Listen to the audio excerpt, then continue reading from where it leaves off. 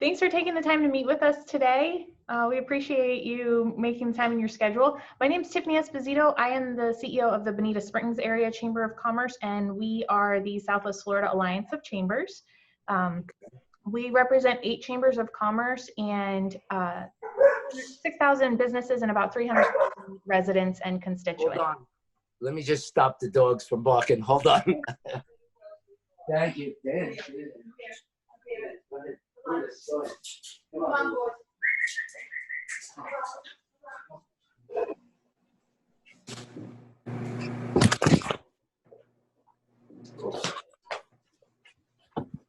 Okay. Sorry about that.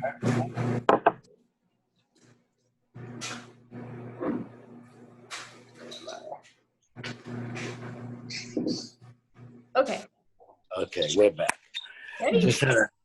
Sometimes the dogs get a little restless when I'm out here. Challenges of working from home. Yeah, well, you know, I've been laid up from Corona for 8 weeks. Oh, wow.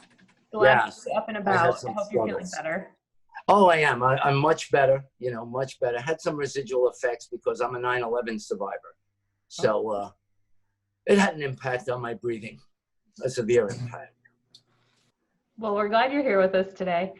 We are recording this interview, and we are recording all of the interviews, and we'll be posting them on our websites and our social media. Okay. Before we get started, we'll go ahead and introduce ourselves. So Colleen, Donna, Jenna, Jackie, you guys want to kick us off? Sure. Good morning. I am Colleen DePasquale, and I'm with the Greater Fort Myers Chamber of Commerce. Good morning. I am Donna. Morning. I'm Donna Germain. I'm with the Chamber of Commerce of Cape Coral. Thank you for being here. Thank you for having me. Good morning. Hi, I'm Jenna Bazzacco Forrester, and I'm the Director of Government Relations at the Greater Naples Chamber. Good morning. It's nice to meet you. Good morning. I'm Jackie Lezak. I'm the President, Executive Director of the Fort Myers Beach Chamber of Commerce. Good morning. Good morning. And then Dave, John, and Chris. Good morning. My name is David Miller. I'm with the Chamber of Southwest Florida. Thanks for joining us. Thank you. Thank you for having me. Good morning. Morning, I'm John Lai. I'm the President and CEO of the Sandoval Captiva Chamber of Commerce. It's good to see you. Thank you. Good morning. Thank you for having me. Your turn, Chris. Good morning. My name's Chris Lopez. I'm a member of many of the chambers that you see here, and I consult with the Alliance. Glad to have you here. Thank you for having me. Good morning. So Darren, if you can just start off by telling us a little bit about yourself. Okay. As you know, I sent you back the questionnaire. It's, as you can see, I've been the National Chief Advocate for Disabled Veterans, Police, Firemen, and Families for more than 35 years, 36 to be exact. And that happened because I was inspired by Ronald Wilson Reagan, the president behind me on the wall. And it showed me that disabled people are included in society. For a long time, facing so many challenges, being Latino and Italian, I was called all those horrible names. I was a minority, discriminated against. But those became my strong attributes to being a successful advocate that changed policy around the country for our vulnerable. Now they call us all vulnerable, but we are people with disabilities, and a lot of them are veterans. And that's been a big mission for me, even here, before I got here. For 2 decades, I've been fighting one family at a time because we're a national organization. So when I came up for this position, I knew I could do all families instead of just one at a time. We'd have an opportunity to work together. And that's been my goal for 35 years, because now we have 150 million disabled Americans in the country. And that's became a systemic problem with homelessness, mental illness, and these are the things why I do them. Because once upon a time, it was 40 million. Now it's over 150 million because we have all kinds of new diseases. We had autism when that broke out, and then you had AIDS, and you had other different kinds of imbalances and Down syndrome. You know, there's so many changes, but we are limited in the resources for the vulnerable folks. We've seen folks in nursing homes being abused. My agenda has been in line with the president. In fact, everybody that contacts me and all the media, they said, yours is the only one in line with the president. And it was before he did the State of the Union. He talked about the police. If you look at my history, 3 years ago, I had a solution for the problems we face in law enforcement. Why is that? My brother's a cop. My nephew's a cop. My future son-in-law is a cop. And he just came out. It's his first year, Port Authority. And these issues are the ones here that affect us here. They affected me all around the country, but this is my home. So in my home, you know, biblically speaking, as a Christian, we have to have our home in order. The Bible commands us to do it. It doesn't ask us. So my faith and my beliefs in my faith are the things that motivate me to move forward, to get success, working together. United efforts are the ones that make us successful. What we're seeing now in the country is a great divide, a horrible divide. They're ripping away our history, and we can't allow that. So these are the things when you say, who's this Darren? There's a whole bunch of stuff out there on me. And it's all true because I'm true to myself. And the successes speak for me. And now it's giving me an opportunity because I'm the front runner. And that's not from making fake commercials, telling what I'm going to do, but none of the commercials talk about what they're going to do for the district. A lot of my messages, content have been taken out, but that's okay. Because, you know, when I started the advocacy, God gave me a mission, and I took that mission because I was one of the folks. And then I said, these other agencies rose up, and they're doing things that I started. But that was the idea, to get the job done. If I made the noise, as they told me on SVU when I worked on the show to put real disabled actors, he said, the squeaky wheel gets the oil. It made sense, but when you're in the middle of a project and somebody tries to bring something else for financial gain, it's upsetting because you wanted to do a good thing and somebody wanted to profiteer off it. That's where our government is out of control. We've listened and watched good commercials that sound good, but there was no integrity in it. So when we wonder why we are where we are, we've gotten good stories and no patriotism, no unity. It's a good thing to fight for our president. I know our president for 30 years. He's come to the family restaurant. But I don't work for the president. I'll work for you. And our relationship has to be strong so that we have success in our challenges. It's the only way we can do it. I love the president and support him. He's a character. I sat at the dinner table while he was bouncing Ivanka on his knee, like every other dad, in the most famous restaurant in New York. But all that history is out there on me. So these are the motivations. This is what I do. This is what I'm good at. And now our country is faced with vulnerable challenges. We have to solve them. When I first got here to live here, you know who I went to see? And her name is Patricia Gifford. She's under the sheriff. And when they told me that their problem was the same, that the vulnerable, homeless, vulnerable, mentally ill, shifted to their responsibility, it's not a wonder. The president talked about it today, but I'm the man with the solution because we were supposed to solve this. I told it to them in New York in 2016. Did they listen? Politics is corrupt. I'm not a politician. I'm a patriotic American. I want to solve the problem because my family, 7 members, served this country. High rankers. My nephew's away now. He's a lieutenant colonel. We're waiting for him to come home. He did 11 tours, Afghanistan, Iraq. He fought the war on terror. So now I'm going to fight our social issues and help us live better and stronger with the things that we need. Clean air, clean water. I make it simple. All the questions that they give and they want scientific answers. So do I. I'm not a geologist, but here's what I do want. I don't want to drink mud, and I don't want to take a bath in mud. So whatever it takes to fix it, we're going to put in place so that we have it, because that's where we got in the way. We've elected leaders dictate to us instead of dictating what they're going to do.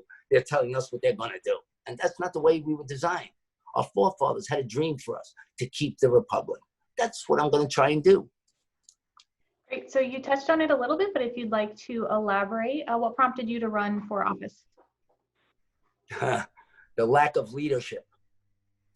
Rooney did some things, and like every other politician, after you shake their hand and you put them in office, they go, make a schedule. Here, schedule an appointment with my secretary. That will never happen with me. When the groups call me, I set up a plan. I'm putting people on notice now. I'm firing everybody in Rooney's office. I'm the projected nominee. I'm firing everybody in Rooney's office, and I'm going to take people from each of the district who have lost their jobs, who are struggling, to mount an office that understands all the needs, because I don't know every need. My job is to fix it, not as much as to know it as it is to fix it, because you know something, he knows something. Coming together, that's how we solve something. And that's what we're going to do. That's what I promised to do. I've given what nobody's done, the card. I've given them the card. And I said, on this card is a number. The phone that we're speaking on, the number that you have, this phone. And that's what a lot of people got blown away by that. They said, you'll never be able to do that. I said, I've been doing it for 35 years. Contact and your representative being available to you is more important than anything. If you have no contact, you have no voice. So how's it going to get solved? So what I've watched is all of them say, yes, wave, hello, and call on the phone, schedule an appointment, I'll see. I had 3 appointments with Rooney because I'm the national chief. Canceled all 3. You don't cancel on me. You work for me. That will never happen. So when you call, this phone is deemed the citizen's hotline. I told everybody, don't blow up the phone, text me. And you will call your representative and I will humbly answer you. That's how I was raised by my mother. It's a good thing to be Latino and Italian because I learned culture, responsibility, respect, integrity, honor, and loyalty. I grew up in New York City and we're very loyal. Our president did too. In your opinion, what is the most pressing issue facing the Southwest Florida business community? And if elected, what would you do to address the issue? Okay, well, I added some things there. We have to bring in industry. We have to come back from Corona. You see, because every day between now and the election, we're faced with new challenges, what's going on in the country. So we have to be ready to address them. Now, we won't have the solution for everything, but we'll develop one. So I'll be working on it. But the thing that we need is to restore the small businesses. The small businesses, my grandfather owned a bodega. And he was good and strong to the community because the folks that were struggling, waiting for their checks, he would give them, put them in the little book and give them credit to help out. But we have to help them out by bringing in new industry. And my plan, which I don't create jobs, but I gave the president a solution that we're going to create jobs. I created 2 types of jobs. One is going to bring 65 million jobs. And that should bring in the area maybe 1 million jobs, depending on how it balances out. But I'm not going to detail that until the primary's over. But it's there. The president has it. He mentioned he was going to talk about it. That's a pressing issue. The businesses here. So we have to bring in industry so that we can feed the businesses and come back from this COVID. But then we're going to get hit with a tax. We know that. How are we going to solve that problem? So this is a very pressing issue now. But it's not less pressing than healthcare because if we're sick and we have a business, we're not going to be able to operate the business. So my platform hasn't changed. What happened is it increased. We have some new challenges. So we're going to bring in industry and with my job creation plan, with that will help the president because the president enforces what we make. I don't work for the president, I work for you. I love our president, I'll support our president. My message is about us and how we're gonna fix it. So that's the first thing we have to do to save the businesses, bring in industry so that we can have that and solve those businesses. And then now we have the infrastructure issues too and new construction because we have a lot of vacant land and building new businesses also helps. So with the jobs that I have created, that's going to also facilitate that need. So we can balance. But now to come back from the taxes, I know you didn't ask this, but I'm the guy that gives you everything that's in my head because it's here and it's been there for years. Now I have the opportunity to actually do it and we could do it together and it'll be exciting. So now how are we going to come back from COVID? Simple. It's very simple. It sounds complicated, but it's not. $1.35 tax in our paycheck like a COVID tax. That will help restore the money we took out because it's got to come from someplace and we can't let them lead. We have to present ideas that are doable. And that's one. But there's going to be many because I'll sit with you folks on Commerce and you'll say, Darren, how are we going to fix this? And we'll all sit and come up with ideas and then we'll do it. I'm the guy that gets it done. And that's where we are right now. But tomorrow that can change. But what won't change is I will never fail you. I will never play congressman and sit and hide in Washington. I plan on spending more time here so we can solve the problem because I know this. Hands-on solves the problem. Hands-off and me afar saying I got to do this. I serve the nation on the national level. But my job is to serve the district, and I will be faithful to the district. I heard a lot of commercials about entrepreneuring, and I'm this and I'm that, but not one of them talk about our vulnerable, because that's a problem here too, and the mental illness. We have to solve that, and I got the solutions for that. David Lawrence is in shambles. It's in shambles, And then you have homeless mothers with their children who were battered. Hello? Yes. I lost it. I have a sister that went through some of that abuse. See, I'm familiar with disability. I've changed the policy. All of this is in our community. So we have to strengthen those too, because a lot of people with disabilities can do limited work. And the Social Security, I changed that with Bush so that you could work part-time. So I know that we're struggling, but we're going to come back because I'm going to bring in opportunity. And that's what we need. And we got to strengthen and come back from COVID and then continue to grow and face the challenges that an opposing Congress, when a Congress wants to give $100 million away, Ilhan Omar says, let's give it to illegals and go off track and not help the small business or the vulnerable or the veterans, that's a problem for me. As an American, as a voter. I mean, there was only one other person in this race that I thought had integrity, and that was Dan Severson. He's a good man, good Christian man, was going to have dinner. I'm surprised that the other candidate is behind me. You know, I knew I would get to where I am because my history speaks of it. But, you know, those are the things I'm thinking about, coming back from COVID and this riotous and this craziness in our country. Thank you. So this group was formed out of the 2018 water crisis, and water quality continues to be our #1 priority. So if elected, what specific projects would you advocate for to improve and protect Southwest Florida's water quality? Well, based on what we know today, it would be the scientific studies that help us overlap and financial support from the federal government to help us achieve our goals. So like I said, so we don't drink mud. We have to keep the Everglades flowing. We have to go to that big name street that it's hard to say, that big name water flow. We have to fix it and solve it. And what I will be is dedicated to it, because without water, we face greater challenges, because water, we need water to live. So that's not an issue that we're not going to not address and we're going to put it off. That is a priority. In my message, clean air and clean water. We have to take care of our environment. It was God given to us, and we're the caretakers of it. So we will we'll have government support, scientific studies that give us the best solutions. We will find the best solutions to expedite so that we have a good flow of water, and any obstructions or whatever politics was there before that delayed it, we're going to remove it so that we can have the clean water. And we're going to put everything in place to do it. You know, because I'm not a geologist, but I know it's a problem. My water tastes horrible, and I got it filtered, and I still don't like it.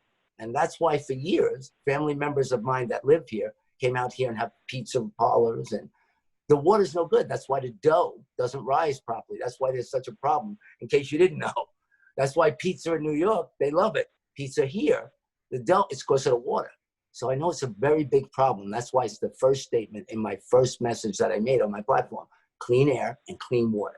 So when we have all the facts and everything that I know, we're going to put the things in place, because I know, you know, there's a whole series of a bunch of convoluted statements from everybody that I've read, but that doesn't solve it. We're going to cut right to the chase, and we're going to put right in place the financial backing from the government, because this is our water flow, and we're going to put it in place, and we're going to do it. And we're going to do it as quickly as can, because just like President Trump moves quickly, that's how we move in New York. We move fast. We solve problems. We don't let grass grow under our feet, and we're faithful to our word. If we say it, we mean it. I mean what I say, and I say what I mean, and we'll get it done. And what I don't know, you're going to show me. And that's how we work together. That's really America together. Great. So last question, is there anything else you'd like us to know about you or your priorities? Only that the district is a priority. This is my home. It's your home. And we have to solve our problems together. We got some great challenges, but I got great solutions. It's about us and not about them. We have to solve them together. I can make all the fancy commercials, and I'm going to start on July 18th. But I'm talking about real issues. And all you need to know is that I'll always be loyal. You'll never be able to buy me. I'm not for sale. Because of the honor of my family and my culture and my background and my 35 years of fighting for the vulnerable, this is an opportunity for all of us that I can solve it. They're coming up with some of the solutions now. The president spoke about it. I had the answer since 2016, but they ignored it. With good government, we'll have good solutions. And I will be faithful to the community, to the district. And here's the most important part: I will always be available to you. And that's that. When you say, get the congressman on the phone, you have the phone number. You won't go to a secretary, text Darren. And I'd like everybody to call me Darren. In Washington, they'll call me Congressman Sir. Home, Darren. Because this is our home and I will do everything to protect it. And that's my faithful promise to you. I will not deviate from that. Nobody can make me. I won't. Great. Well, thank you for taking the time to speak with us today. We wish you luck in the election. Thank you very much. God bless everybody today. Be safe and we'll talk soon. Thank you. Have a great day. Thank you. You too. Thank you, Darren. Thank you. Thank Thank you, you. everybody. Thank you. Thank you, everybody. God bless. Be safe.